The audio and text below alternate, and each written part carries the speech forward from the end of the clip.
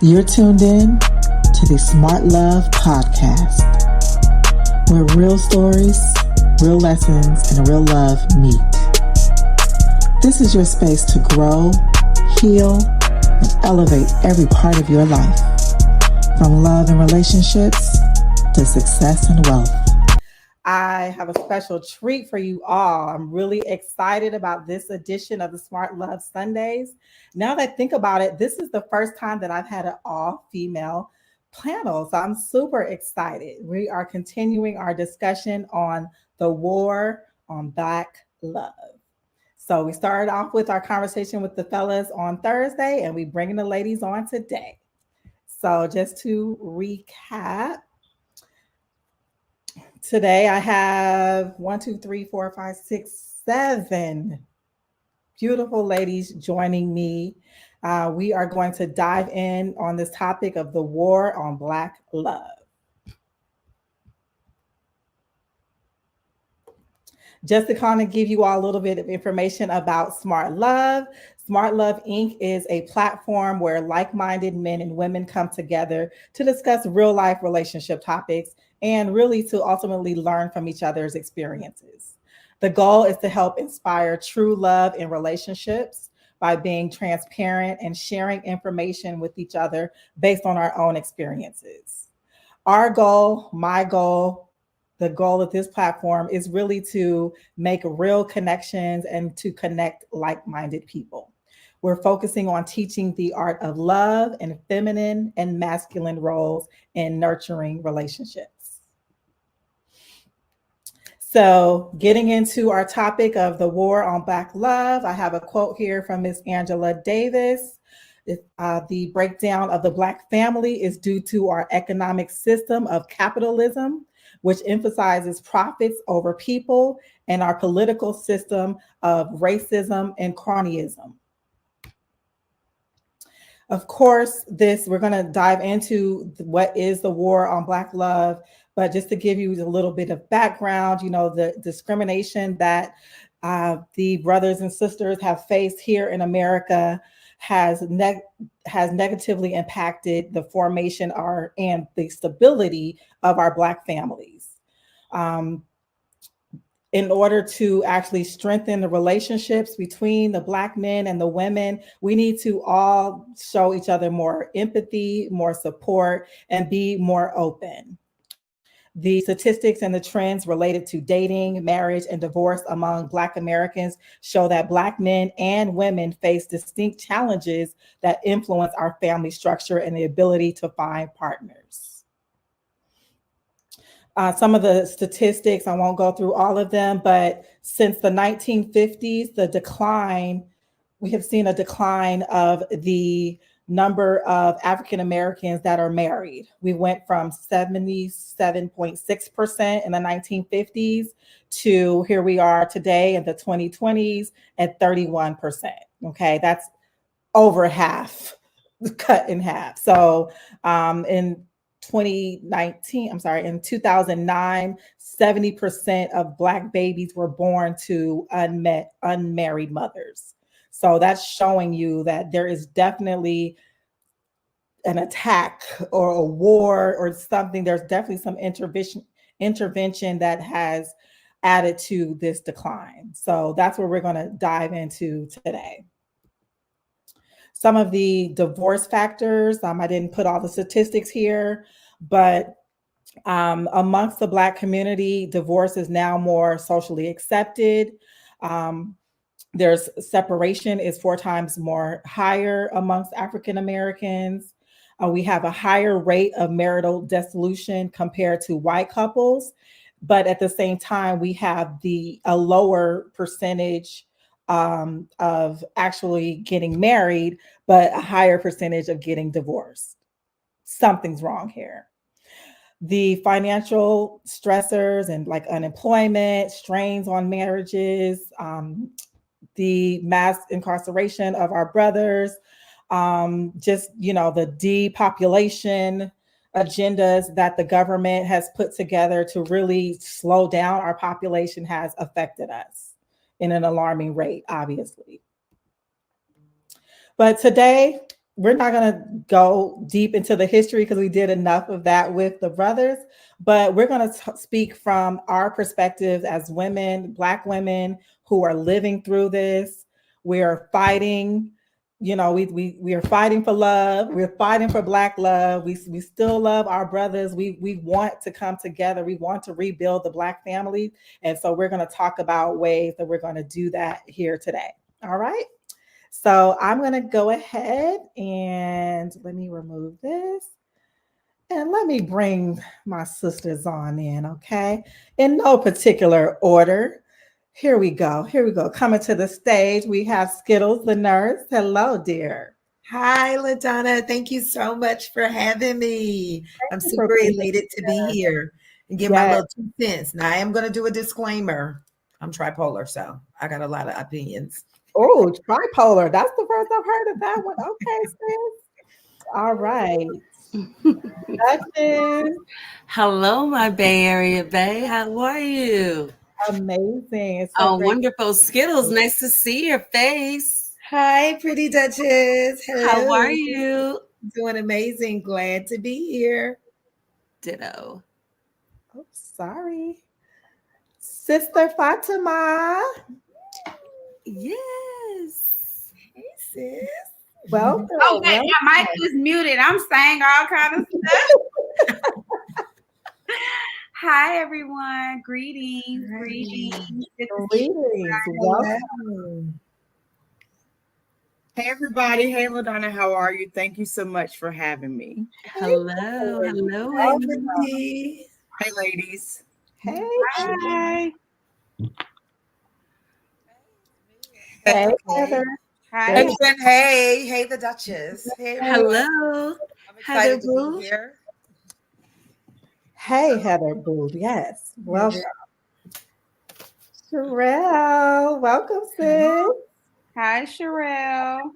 Hello. All Unmute. Are you on mute too, Sherelle? You did what I did. yes, you're on. Yeah. I wanted to follow behind the beautiful Miss, Duchess. No, Fatima. But yes, hello everybody. Thanks for having me on, LaDonna. Awesome. Great to have you. All right, sister, the queen herself. Mommy, Sister Ruth, turn your phone. Turn turn it. your phone. Turn your phone, Mom. There you Yes. go. Here we Yeah. go. There you go. Period. Welcome, Sister Ruth. Thank you. Hi, Sister Ruth. Greetings. I feel honored to be amongst these beautiful sisters, and I I just feel honored and blessed to participate in this dialogue with all my beautiful sisters. So I'm looking forward to it. Thank you, Sister LaDonna. You're welcome. I'm really honored to have you here. Ladies, Sister Ruth is about to celebrate 34 years of marriage. Okay. So Congratulations. Period. that's gold right there. So I'm really excited to have her here.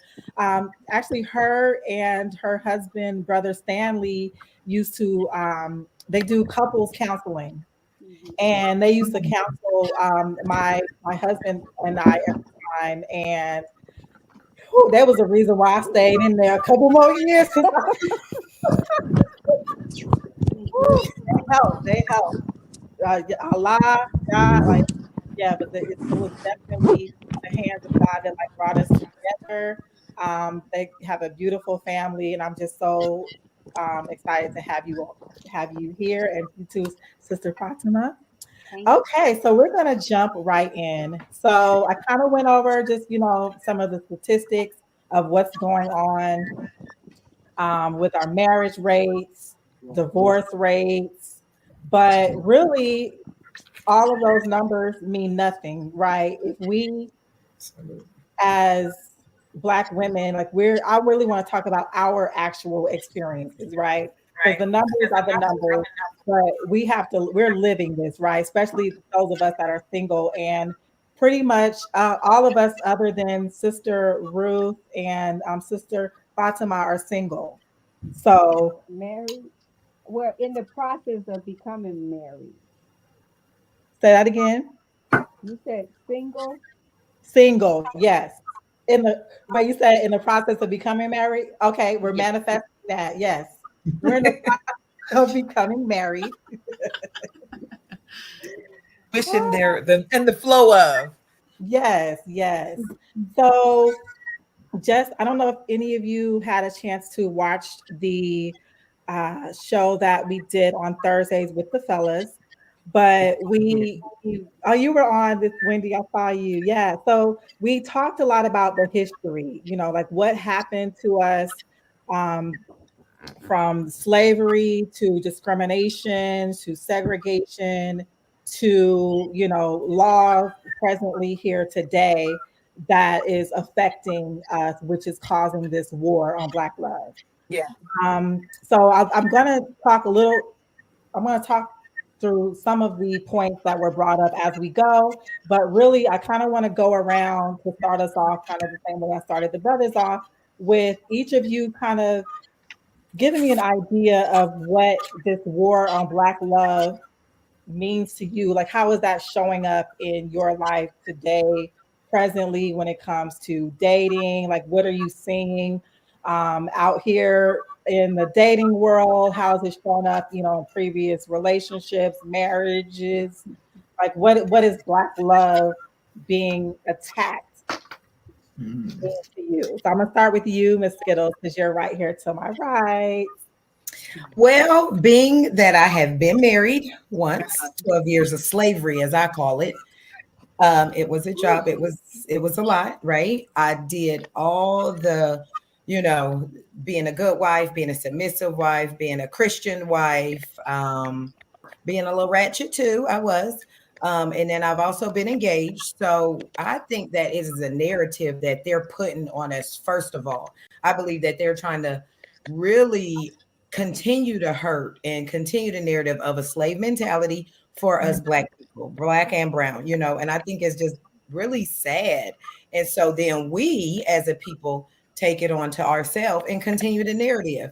So it can show up, but I believe I'm like a really positive person. I always want to see the glass half full. So I believe there's still love out there. I believe that I do have some reservations about getting married again, but I believe that it's still love out there, still good people that really want that.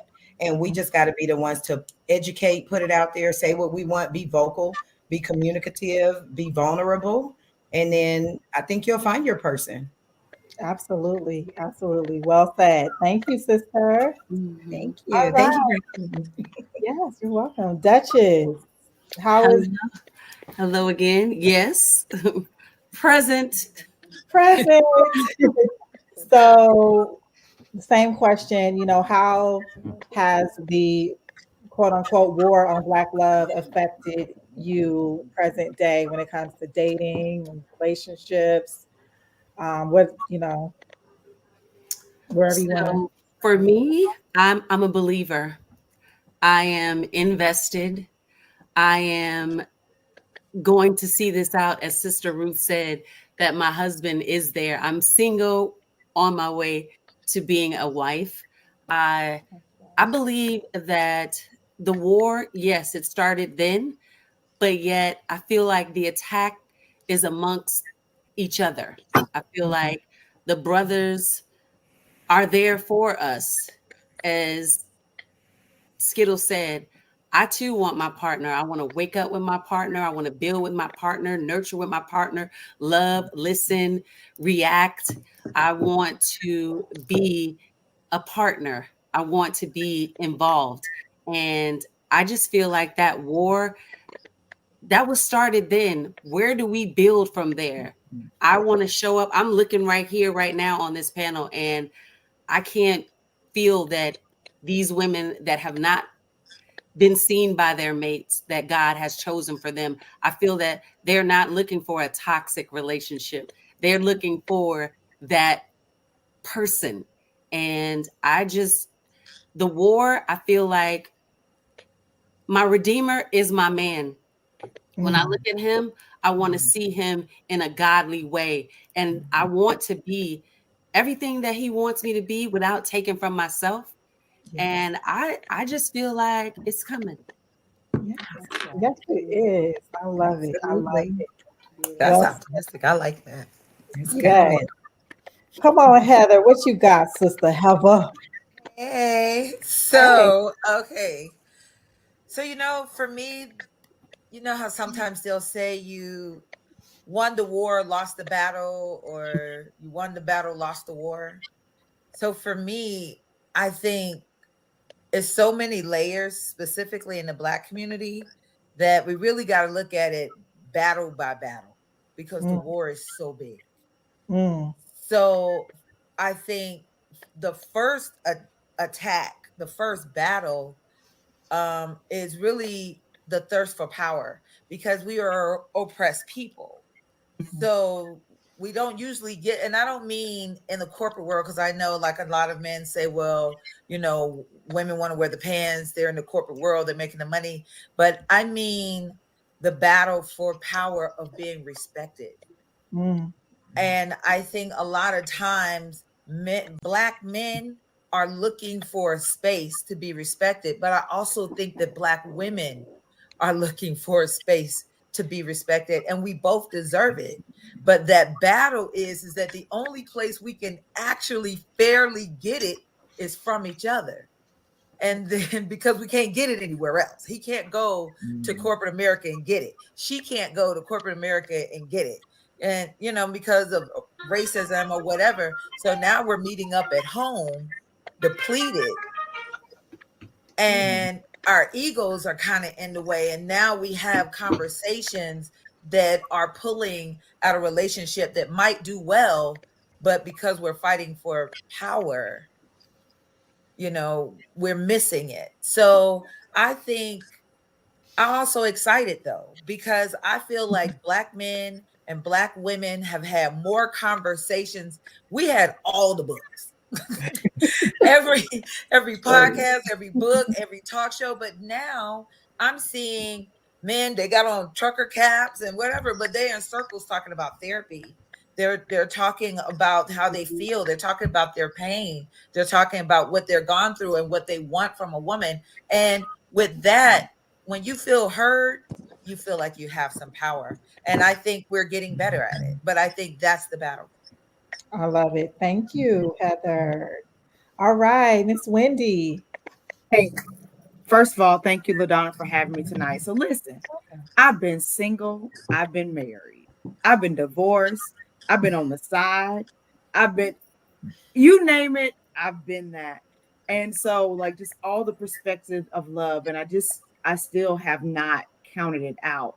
And being a person that met my first husband at 19 and then coming out on the other end of that in my 40s to try to date, y'all, it's something else out here. And so I say that to say that the dynamics in how people relate to each other and our history is so important. Like, you laid the foundation of all the things that have happened to us that have caused us to have enmity. The Bible talks about the enemy and Eve having enmity with each other. But if we look at the history of us as a people and the things we've been through, it has caused us to be in a place where we have enmity between each other, our men and us as women. And that's what I've seen in my singleness in my 40s. I'm in my 50s. So I'm just here to have the conversation. I wore my t-shirt today because this is what I think the biggest issue is. I have FOBO, the fear of better options. I think that people think that they have all kinds of options on the table. Nobody is commit. Nobody is willing to do the work that it takes to have a viable, meaningful, and long-lasting relationship. Mm, And if we want, with all those things we've talked about, the foundation, and we talked about that before, LaDonna, like the history of how we've gotten here is the foundation. And when we mm, know it and we've studied it, it becomes solid. Then you have to build up. And yeah. that building up is dealing with your own mindset, with your own issues, your own traumas and problems. And if Yep. we will do that, Absolutely. then we can have the relationships that we want. And so I'm excited about what tonight's conversation is going to be. And again, thank you for having me. Awesome. Thank you so much. Eloquently put. All right, Sister Fatima, you disappeared for a second. There she go. No, Hey, I'm right here. My son is in the background. I'm still being a mom, okay? always. But it never turns off. Never turns off.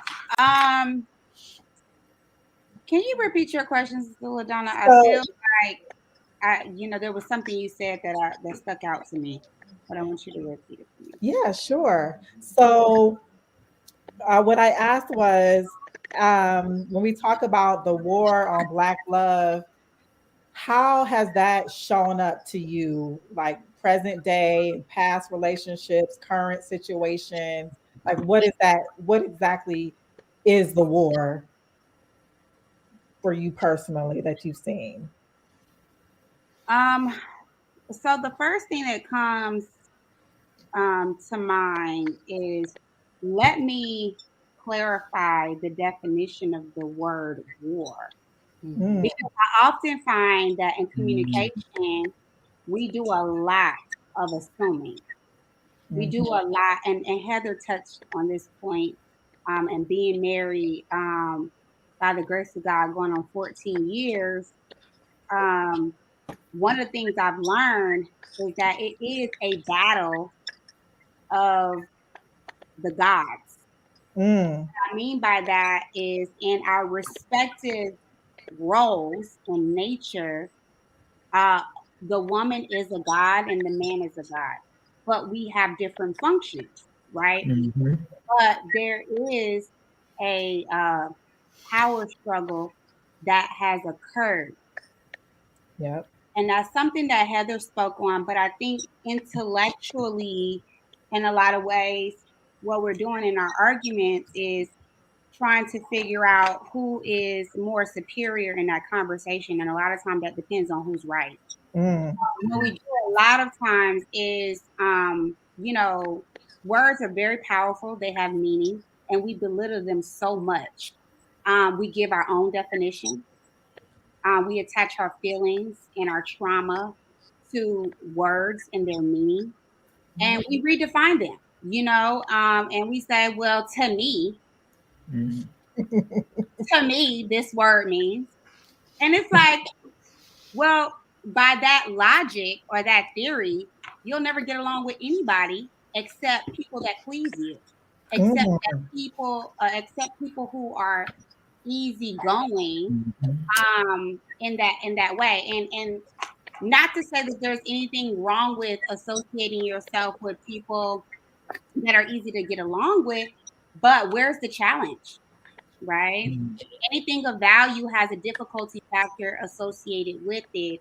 And I find that it's interesting to me that we as women, and we as, even, you know, uh, corporate women, career women, or even men, the Black men, entrepreneur men, a man will say, let's take it slow in a relationship, but then don't want to take his entrepreneurship slow. You know what I mean? Oh, we got to get this done, and we're on deadlines, and we're on, but then you want to take the relationship slow.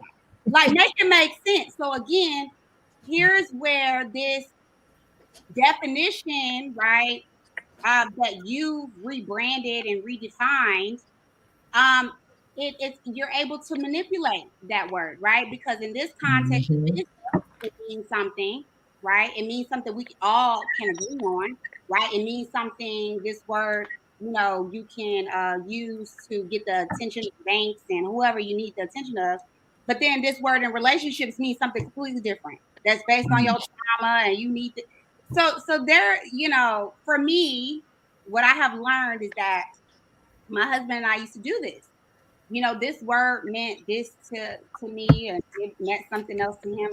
And we finally got to a point and said, look, if we want to harmonize, we have to be able to bear witness to the bottom line.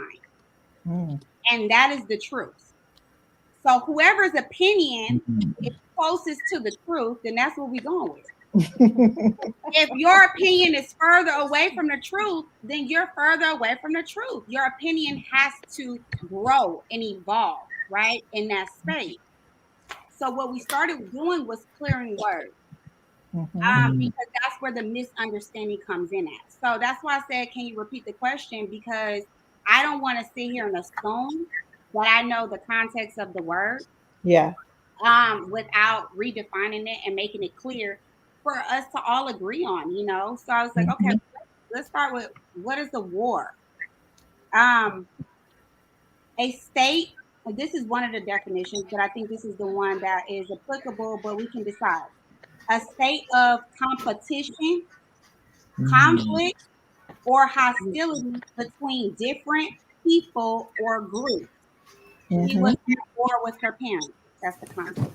Another definition is a sustained effort to deal with or end a particular unpleasant or undesirable situation or condition. I also think applies, right? Because it's a sustained effort. I think this is what this podcast, this conversation is about, right? It's a sustained effort to deal with or end a particular unpleasant or undesirable situation or condition. So you see how war now, based on the definition, has it's a double entendre. In one context, it means a state of competition, conflict, hostility. And then in another context, it means that hey, we're ending something that's undesirable, unpleasant, we don't like, right? So I think on one instance there's a war on Black love to destroy the Black family, and I think family in general, right? And then on another end, a war has ensued, right, to destabilize that attack, right, undermine that attack, and regain Black family and Black. Yes. So on those two different fronts, I feel like the attack against Black love or the war on Black love in that context comes from destabilizing the Black man as leadership. That was the first move. Yep. And then so many after that, as Heather mentioned. Now to restabilize, I think is going to take the woman. Oddly enough. Why? Because the woman is the first teacher. She's the first nurse. She's the first everything, right? She's the God. She's the first God. Before you know God, you know your mom, right? So I think that restoring the Black woman to her rightful place in nature and everything that follows is the beginning of destabilizing that attack, undermining that attack, and regaining control.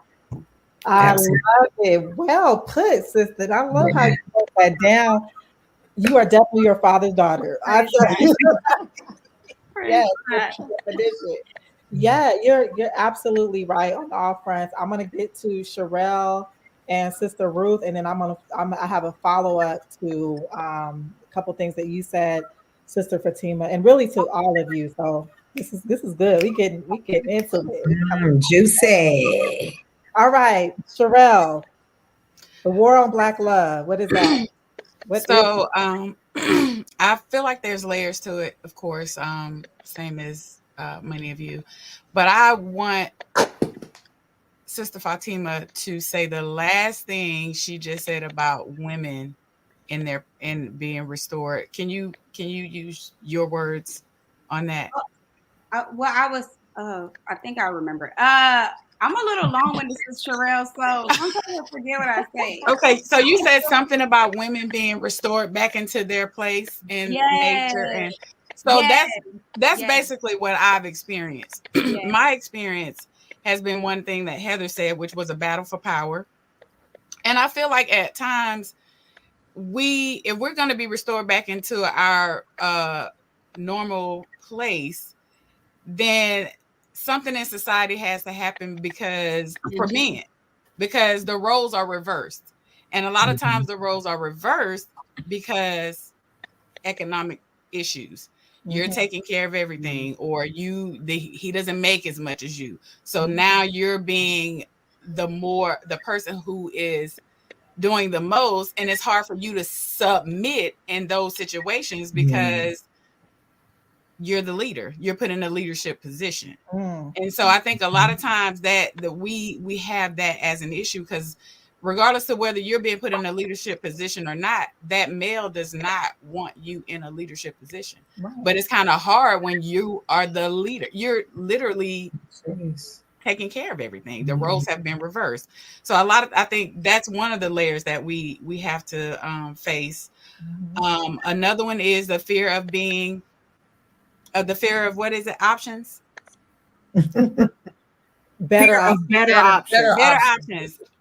Being a single female, I run into that a lot. I have a lot of male friends, and a lot of times they won't commit is because they said it's too many women out here. They don't have they don't know what. I've even dated a guy who said the same thing. He was like, how do you know if you made the right decision? Because here comes so and so, and they look, and mostly, men, it's mostly looks. It's mostly looks. And I heard it, I see it, I experienced it myself. And I just feel like a lot of times, like, we want to go back to a place in history where the man was the higher role. What do you want to call it? I don't know. I want to say higher role, but he was the leader. Right. He was the leader. But a lot of times these people have not seen that. They have not seen that in their households. So it's going to be hard for the woman, if you're his woman, to teach him. Yeah. Because he's not going to want to hear that. A lot of times these guys have issues with their mother being the primary person. How do you deal with that? Another layer is you got to take the pieces off the puzzle that don't fit. Some of these guys don't want to be in relationships, and we have to identify that. So this doesn't apply to them. You have to identify what they say out their mouth versus what they're actually doing. Some of them just don't fit. And you have to be able to remove that instead of trying to hold somebody accountable for something that they're not even fit to be in the role anyway. Absolutely. So I think a lot of it is us, because and them. You know what I'm saying? There's different layers, but us, we have to be accountable for us first. Yeah. Absolutely. Thank you. Well put, Sherelle. Well put. I was about to say, well said. And before I go to you, Sister Ruth, because I'm just waiting on you to give us some wisdom. I'll just kind of explain how I feel about why I even wanted to have this discussion and why I feel that there is a war on Black love. Me personally, dating after divorce, I think a few of us, we were talking about this backstage. It's really hard, right? Because the things have changed. We understand what has gotten us here, and we understand that, like, this is not where we want to be. The hardest part for me when it comes to this war is just like, it feels like our brothers are against us. Our sisters are against us. Yeah. Like the politicians, the world. Like, as a Black woman, I often feel like we literally have the world fighting against us in so many ways. And I just feel like, and because I love my brothers, I love Black men exclusively. And it just breaks my heart at times that they are not stepping up for us. That's how I feel in my personal life. Now, I grew up with a father who was a protector, a provider. He instilled so much in love to me that I never questioned that. Right. And I remember when my father passed, my uncle said that he was like, your father taught me how to be a man. He taught me that a man is supposed to keep a roof over your family's head, keep the lights on, and keep food in a refrigerator. Simple, right? And I find it just crazy that we keep having to have like battles about, should a man be the provider? Well, the women, you are working too. Why do we need to provide? And and you just like arguments over whether or not we feel protected. It's just like so much like discourse within ourselves, within the Black family, that we are not coming together. So that is what I really feel like this war, like, it started outside, and it's like they threw the bomb, and then they like, let's see what happens, and it's Girl, just let me start taking my notes. I need to write some things Okay. down. Yes. so it's just yeah. So Sister Ruth. So one thing I want to say is that I feel that the nation is a great example of how to rebuild the Black family, but I know, there's struggles. Everyone's in marriages, relationships, there's going to always be struggles. So I definitely want to hear from you what you feel about this war on Black love. And then want you to give us a little wisdom, and then we're going to go to the next question. Okay. Yes, ma'am.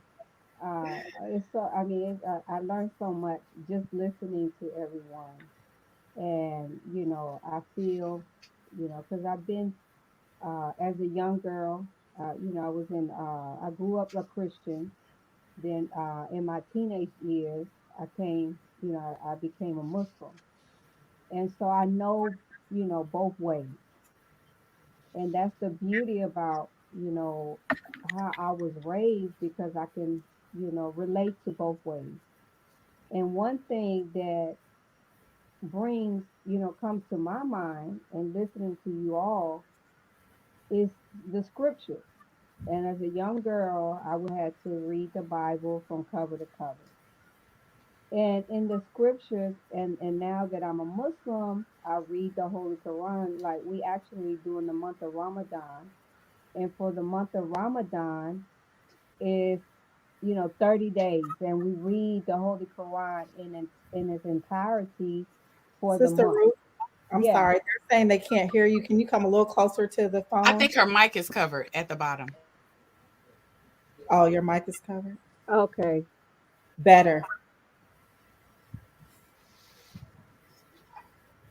Okay. Can you say something? Let's see if we hear you better. Froze. She froze. Mom. Oh, oh, Mom. can you hear us? She's froze, Let me, man. She see it on okay. the screen. Let me try to take her off and put her back. Let's see if that fixes it. Let's see. Mm, Yeah. okay. Yeah, I hear. We hear you. Just don't see you yet. Oh, Okay. y'all hear me now? Yes, we do. Okay. Okay. Okay. Great. So I don't know if y'all heard me about me being as a young girl having to read the Bible from cover to cover, and so in when I read the Bible, in the Bible it talked about Pharaoh. It talked about these kings that were wicked, and their job was to kill the male and spare the female. Like all in the scriptures, you will see these kings. They try to kill Jesus as a baby, they try to kill Moses as a baby. So, this is in the scriptures, this is in the Bible that we read where they talk about kill all male children, all male boys, and that sometimes they would give an age 5 and under, 2 and under. So they would say this, right, in the scriptures kill the male and spare the female. So now I'm a Muslim and I'm reading the Holy Quran, and guess what the Holy Quran says? The Say same thing. Kill the male, spare the female. So this is something that has already been written by God Himself that would happen. That the enemy, because see, one thing the enemy knows that when you have black love, that's the greatest love you can have Power. in the universe. You hear me? When you have a black woman and a black man love each other, Mm-hmm. I mean Oh, it's a transforming type of love. So absolutely. the enemy has to do everything they can to stop that love from becoming a reality. And so that's what we're warring. It's all in the scriptures. And I know most, you know, most of you, grew up in the church, probably go to the church. I heard some of you, and you hear where it's talking about we're fighting, we're warring against Mhm. Let me tell principalities you. in High high places. places. Yes. That's That's right. government. You understand what I'm saying? It's government against the black man.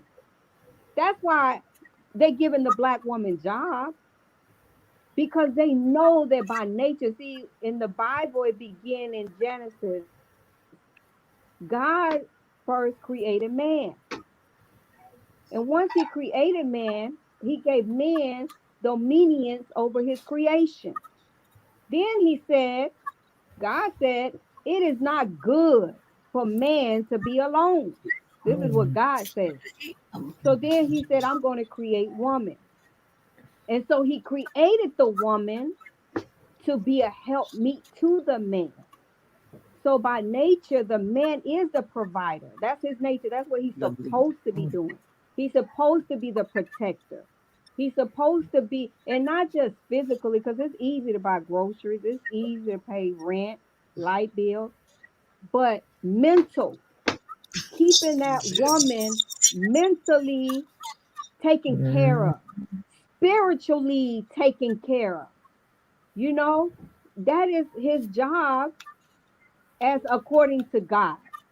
Because the thing is that we believe in a God. We believe God created. We believe in his creation. So who knows best what is best for us but the creator? And so the problem is, I believe, Sister LaDonna, is that our relationship with our creator is not where it should be. And Mm. that's for male and female. Because if men had their relationship with their Lord, the Creator, they would know their jobs. No woman would have to tell him that he is by nature the provider, the protector. Mhm. You understand what I'm saying? His nature is to Facts. rule.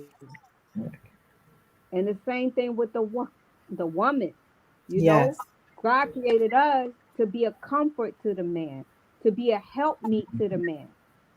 And the Honorable Minister Farrakhan said to us, he said, a woman can't help a man do nothing. That man got to have a vision for that woman to be a helpmeet to him. You Mm. know, so it's definitely, a battle dealing with our relationship with God, our Yes, it relationship is. with our Well creator. Mhm. said. That's, Yes, it is. how I see it. So I would, I Yes. see it like that too. pause and allow y'all to go ahead. Thank you so Me much for too. letting me share. Go. I loved it. Yes, that I love that. Um, I want to say that I felt like when I took some time, like, after my divorce and started like getting closer to God, I got baptized again, started focusing on healing myself, things based on like my past relationship, my things that I dealt with, like stuff that I didn't even know I had issues with, like traumatic things that happened in my childhood that I never dealt with. And it was like it took me taking a step away, not just trying to replace my husband with another man, like actually focusing on building that self-love.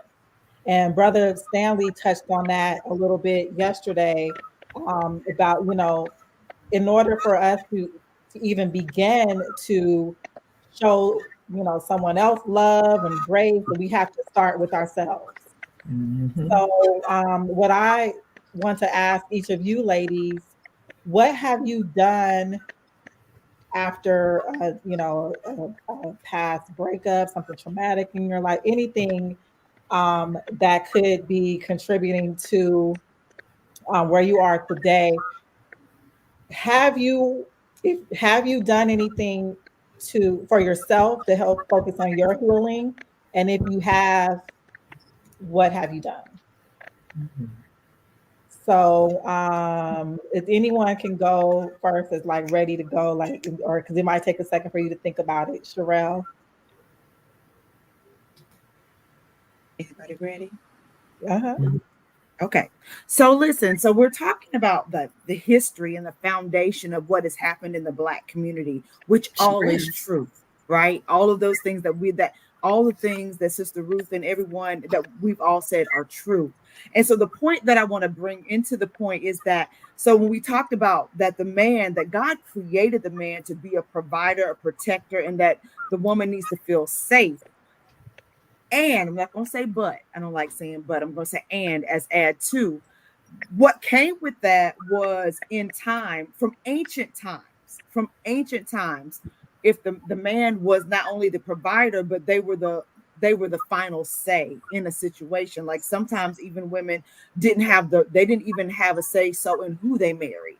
Mhm, They were betrothed to someone, or they were given to someone. And a lot of that was always, because we brought that up about attributing it to money, right? mhm, How many times have you ever heard a man say, I am the provider, so what I said goes? But then what happened is we talked about how the man was emasculated and the woman was elevated, right? So then when women became the part where we're the ones paying the bills, so then that happened, that flipped the script. Because if the characteristic of who is the one that says what's happened is because you pay the bills, well, now I'm the one that pays the bills. So then what I say goes. And so okay, then you okay, have this tug of war Mhm. happening in the relationship. And so because that was my story. So I okay, was going somewhere with that, right? So okay. that was what was happening with me in my marriage, right? Like I am carrying 7 people. Oh And wow. so that, and then so it's 7 people I'm carrying financially. And I'm trying, because I'm an ordained and licensed minister, and I'm trying to be submissive, and I'm trying to be the wife, and I'm trying to do the things, but I'm carrying all Mm, of this weight. yeah. So the ability, when I just had to let that go, that relationship go, and to deal with that trauma. So how did I deal with that trauma? I went to therapy, LaDonna. Mm, Strength. Good job. Right. Good I went to job. my God, LaDonna. I had yeah. to get on my face. And I'm not gonna let me not paint it as a completely virtuous picture, because I was so angry after the fact. I did some things after the fact that I was like, wow, I'm killing my own witness. I'm killing Mm, myself spiritually okay. because I was so angry. And then had to, even sit myself down. I spent time out of ministry because Mm, I had to sit myself down. So I say all that to say, when we're talking about what is the war on Black love, all of these things play a part. And if we don't acknowledge our part, yeah. yes, those things were done to me. Yes, someone sold me the banana in the tailpipe, right? Said Love they were bomb going to too. do all these things, they I were going to love protect bomb. me and take care of me, and did not, and Mm, levied all this weight on my shoulders. But mm-hmm. when I reacted or retaliated after I got divorced and just out there in the world, I have to take accountability for my own Yep. actions. Yep. Mhm. Get the mental, physical, spiritual help that I needed, and heal myself. And Mm, that is where we are in this situation of Black love. Yes, all of the things that we're saying are true.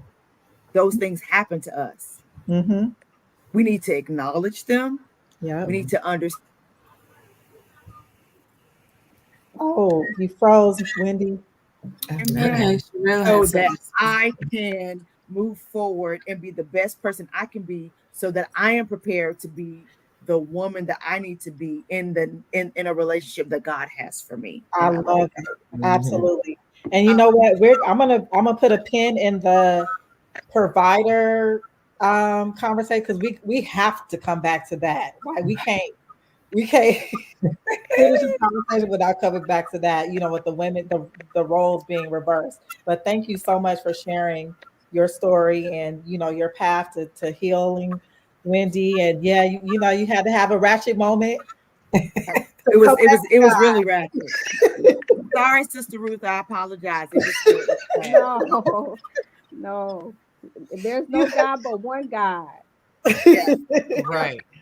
That's So real. you confess to So no one but Him. Right, right, right. Okay, so Sherelle. I think I was muted before. I Okay, muted myself. okay. But I think that a lot of times we just have to take a break. Like some people look at what they say, you don't the way you get over somebody is get over, you know what they say.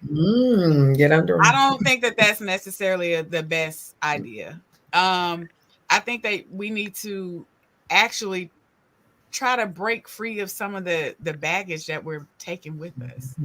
Yeah. A lot of times, even if it's not you who was the total the person who had brought all the toxicity, it still fell on you. You Mhm. know what I'm saying? You still covered in it. So I feel like I have never really jumped into relationships. I gave myself at least a year, Mm, sometimes 2 years, depending on how bad that was and how long I was in it. mm, But I try to make sure I'll break myself all the way down. Not meaning that I'm broken, but I feel like there's something to gain in every situation, every relationship that was in, something to learn.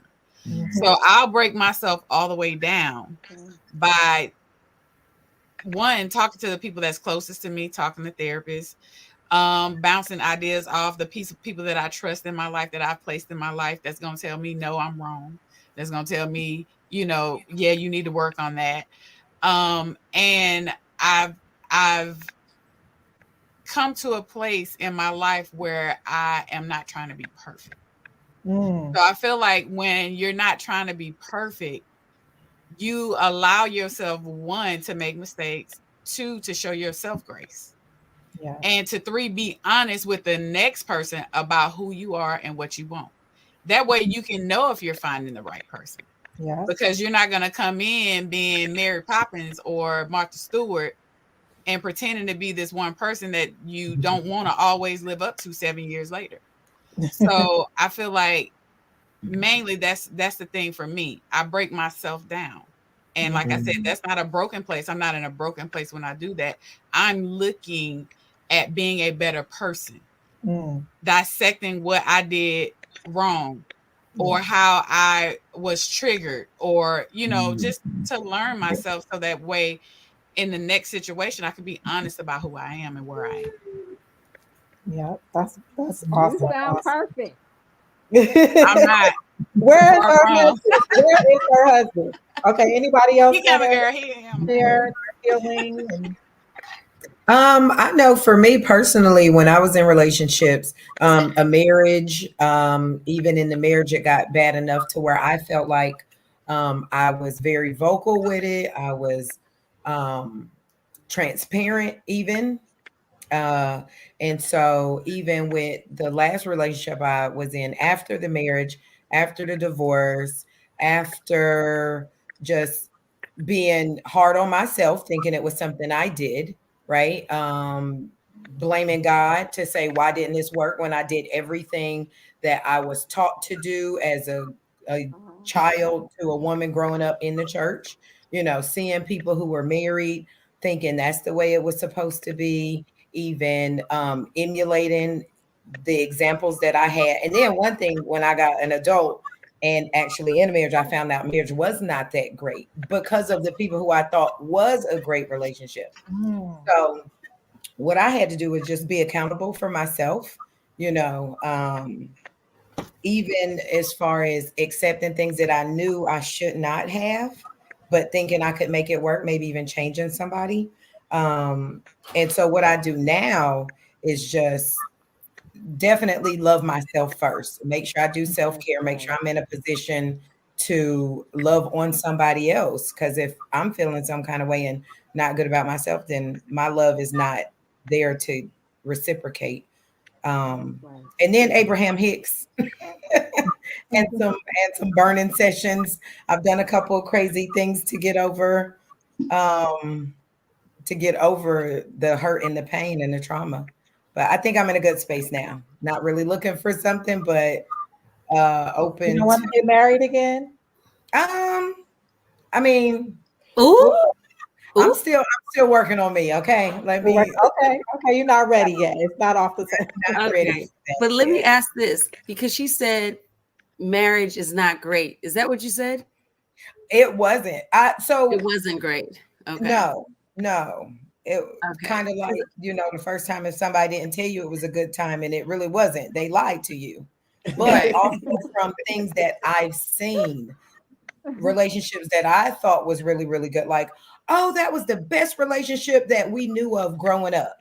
That was Mhm. the best family. They had the great house and the husband and wife. And then you find out they was cheating, or they have a whole nother family on the other side, or it really wasn't like somebody was getting beat up, or lights and gas really wasn't on. People were hungry and starving. So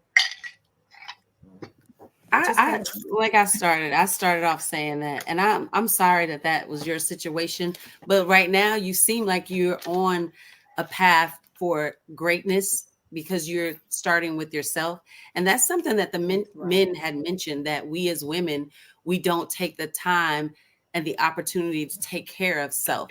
um I know that Sherelle said that she took a year.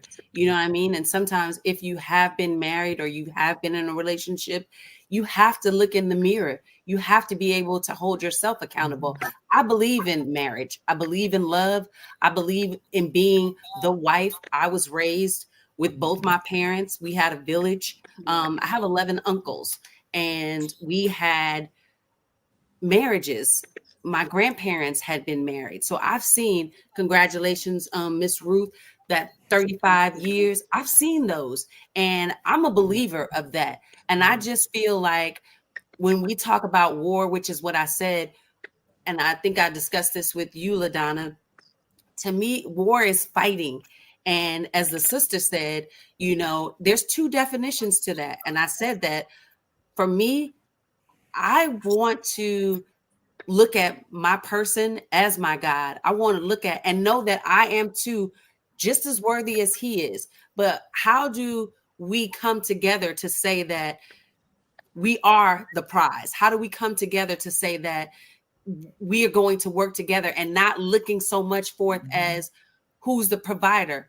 Because if you know your position and you know your space, and you're in a house of love, you're in a house of commitment, you're living under the roof of, you throw that word submissive around, but if you have the strength and you have the will and the ability and you want to be in this, you're not in it to say who's making this money and who's making that, because you're in it under the same roof.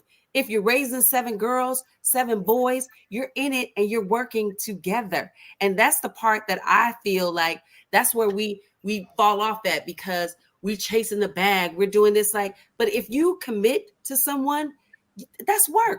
Sometimes it doesn't always work out. And because generations are different, everybody is not a Sister Ruth. You know what I mean? But she went in this knowing that I'm going into this and I'm giving everything and I'm going to make that work. I'm going to work at it. And when you need to take a year off, why you not taking that year off under your roof? When you need to take some time, why you not sitting there and working on this? We all go and have been to Bible study or studied the Quran. We have all been in a position where we studied something. Mhm. Where is it? Why are we falling off of this, that we can't, be there with our man, our mate? Is it because God didn't send them to us? Is it because we chose and we chose the wrong one? Because that happens, right, ladies? We choose the Often. wrong one. You know what I mean? But we can't build and have children that are going to be like the sister on here that is on, she's married, she's got her child, she's raising them. We fall back and start blaming, and we got to stop doing that, because yeah. you make that commitment, commit, stand up and be there. Because we all like to go buy a little something, right? You go buy some shoes, but you spent a good penny for that shoe. You're not throwing that away. You just spent $1,200 on that shoe. You're gonna go get some taps. you're gonna continue to wear that shoe. That's right. Can I ask a question? Everybody is not studying. Just a show of hands. Can I ask a question? Uh-huh. How many, just a show of hands, and then we can continue. How many women in here have had to be the person that financially took care of the house? My Yeah. With a maid or as a I single would show my feet on the screen, but that would be too much. There you go. That's how much financial over responsibility. a maid or just as a single person? Okay, Yeah. and wait, this is the other part. With someone who you knew wasn't trying. Trying is different. No, I will Yeah. show my Brand feet is on that. different. Terrell, you broke up. What was your question? With someone who you knew wasn't trying. I will show my foot on that She said, Yeah. Okay, because that's Okay, different. It yeah, hit different when they ain't trying. yeah. So That's okay, then true. let's talk about this. Let's go ahead and have the provider conversation. Yeah. Go ahead. So Donna, real quick, because that just touched on something, Okay. Feel it, sis. and I, I'm feeling it because I feel like this scarf, this Muhammad may got y'all fooled on here. Tell us this. A little bit. Tell us. Got me thinking I'm about to convert. Sometimes I really be trying to like decide. I'm like, God, maybe I should take my scarf off before I'm gonna say what I'm gonna say. But I just have to set the record straight, and I'm gonna speak. I'm going to put myself out there a little bit more, because I think it's important to understand that a lot of times this is the very bad habit that we have. We judge books by its cover all the time. And we like to say it in a bad way. You know what I'm saying? Like somebody look busted, oh, they ain't got no money. But it also could be the same for good. We look at, on the outside looking in and we say, oh, that looks like a great marriage. And first of all, it's a marriage. Oh, you already preaching. Come on. First of all, it's a marriage. So who are you? Who am I to determine its greatness or not? Right? Because again, what does the scripture say? Judgment is reserved for who? So even on that small, minuscule level, only you and I, and that person in that relationship can really, truthfully, honestly, authentically be able to parse that relationship and whether or not who was bad, who did this, who could have fallen. Telling your story to the world is still your version through your eyes, through your lens, and it does not walk that person down actual facts. What actually happened? Because we go back to what I said earlier, we interpret situations. We don't give it as it was. Well, what they meant was, and we love to interpret what people said, and I think that's kind of the danger when we start to try to tell somebody else's story. So what I started to clean up myself by doing is not telling my husband's story, but telling mine and making it very clear that it's my story, not his story. It's not our story because he's not here representing himself along with me. So I'm not going to misrepresent him or do him a disservice by speaking on his behalf. But with that kind of disclaimer, we've been through some stuff. And my mother would tell you, even her, I grew up in an impoverished household, Muslim or not, thank God for Islam, because in our little home, just the house, the four corners of that home, it was sanctified and it was protected by the ethical principles and values of God's law and his way. But outside that door, my uncle's selling drugs, my auntie was a stripper, the whole list. Okay. But how can you look at me and hear me and be able to tell whether or not I went through that? You can't. Right? What does a serial killer look like? What does a rapist look like? You can't tell. So we have to stop by, looking at somebody, kind of judging who they are, what they're not. That's where we have to be open and we have to ask the right questions. And these principles apply not just in our relationship, but you're not finna go buy a house. And even if you got the money, they want to know where you got it from. Every penny has to be accounted for. They ask the questions, whether you like it or not. And if you don't want to answer the questions, you don't have to buy this house. But then when it comes to relationships, we don't apply these principles. We don't apply. Preacher. And so then we go back and we say, but, we talk about, but, I was the main breadwinner or this or that. And that happened to me. I dealt with a lot and we'll go more into that. But I dealt with all this stuff. But I had to look back and say, well, did I ask all the right questions? Right. Take the people off the board who don't need to be on there. I mean, because let's be honest, after a certain period of being single, I heard hormones change and they get worse as you get older. You know what I'm saying? So let's be honest. How many of us, really kept the door closed? You know what I'm saying? While we was asking the interrogating questions. No, many of us did not. We liked the man a little bit. He spoke a little bit. He fine-dined us a little bit. And then we, opened the door and then wanted to ask the question. Well, I really like you, so let me ask now. Because now it's time. This is what we do. But then we don't do it every day. Yeah. We don't tell the story right. And it kind of, I know for me, I used to do this. And a part of my healing, going back to Sister LaDonna's point, my healing came from telling the truth, regardless to whom or what, even if the truth was against myself. Because the Honorable Minister Louis Farrakhan teaches us all good moral behavior starts by telling the truth. Yeah. You're not going to have no good relationship in life, a friendship, a partnership, a business ship, a marriage, any ship without honesty. Yeah. And I'm talking about being brutally honest. And I think it starts with us in this dialogue being brutally honest with ourselves and only for ourselves. We can't speak for that person. We can only speak for ourselves and speak from that perspective. And so I just kind of wanted to share that because that for me, that was a lot of my healing. That accountability was so painful. It was so dark. I've done things that I'm not proud of that I'm never going to tell y'all because it ain't your business. You know what I mean? I just know. You know what I'm saying? Like Wendy said, you gotta take it to God.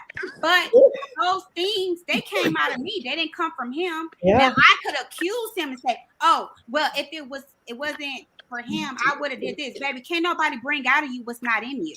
So either you a thief or you not. Yep. The right circumstance ain't gonna make you a thief. The right circumstance will only show and prove that you are a thief. Right. But if you're not a thief, it ain't gonna happen. Right. You get what I'm saying? So if you're not promiscuous, if you're not a cheater, if you're not a whatever, then you're not going to do that. That's not going to be your recourse. But if that is who you are, right? If that is a defect of yours, then the right circumstance will prove it and bring it out. So that's something that I learned. So the things that went wrong or could have gone better in my marriage, I had to, at a certain point when my marriage started to get better and work in my favor, I had to realize, take two things back. My story, right? And the other thing I had to take back was my accountability and my responsibility to make myself happy. I had to redefine, I had to tell myself, it's not his responsibility. Stop making it his responsibility. My responsibility solely. And when I realized that, the dynamic started to change astronomically. Because if he's pissed off, I don't give a you know what. That's your day. It's not my day. That's your business. That's not mine. Yeah. Right? I had to remember, why am I in this marriage? To get legal sex? To get somebody to go 50-50 on the bills? So nobody is shaming me for having children under wedlock. Let's reevaluate. Why do you want to be married? See, Now you preaching now. You are preaching now. God invented marriage. So if this is God's manual and we are failing in what he promised us, then it's not him, it's us not following through with something that he commanded us to do. So I think that is also another problem. You know what I mean? So healing is all this truth coming out. Yes, it is. And accountability, like you touched on it majorly. Self-accountability. I love it. I want to piggyback off of that for like look, 5. We gotta talk about it.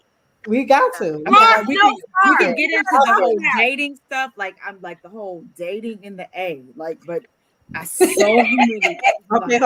Heather has something. What you want to say? I wanted to piggyback off of that just right quick. In regards to healing, but in regards to everything else, of course, the umbrella is self-accountability. But like you, LaDonna, I was a daddy's girl. And one thing that my father always said to me was this: Heather, a man will do what you require. As I got older and I've had failed relationships, I had to think, man, are they not doing it? They're not doing it. But yes, they are. So the healing I had to come around was, Heather, what are you requiring? Because you're getting what you're requiring. Wow. Hello. So if your relationships aren't working, or you're not getting out of it what you think you want, then you have to look at what are you really requiring, because a man will give you what you require. So if you're getting it and you don't like it, you got to ask yourself, are you saying, Lord, I really want a man that, is in the church, he's going to treat me right, but you're requiring something else. You really just want somebody to take you out for dinner, and he's doing that, but he might be sleeping with somebody else. But if you still calling him and he took you out to dinner, okay, he's doing what you require. You don't care if he's really sleeping with somebody else. You don't really care because you're not requiring that. Somebody said require and allow.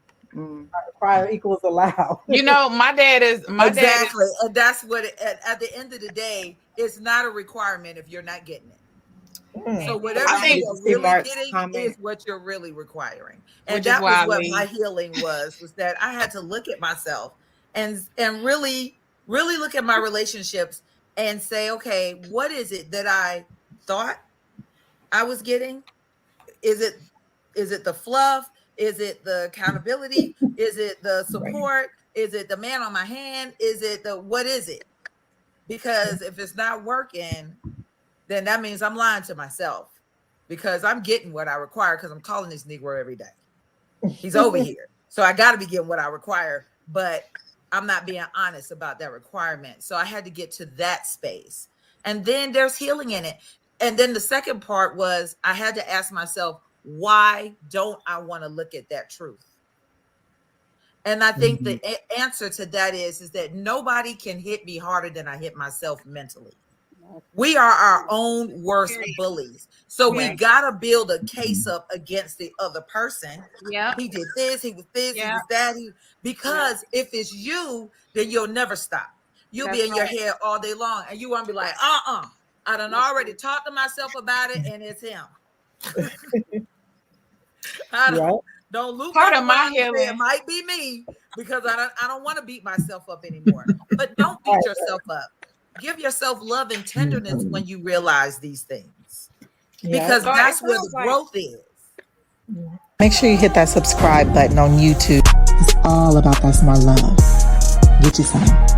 Are we exposed? Security teams ask this every day. Vulnerabilities across network, cloud, AI, and OT silos hide the truth, and attackers are watching. Tenable unifies your tools, teams, and data so you can spot and close risks fast. Tenable's AI-powered exposure management gives teams one view of risk, helping them focus, take action, and close critical exposures fast. Visit Tenable.com. Tenable, your exposure ends here.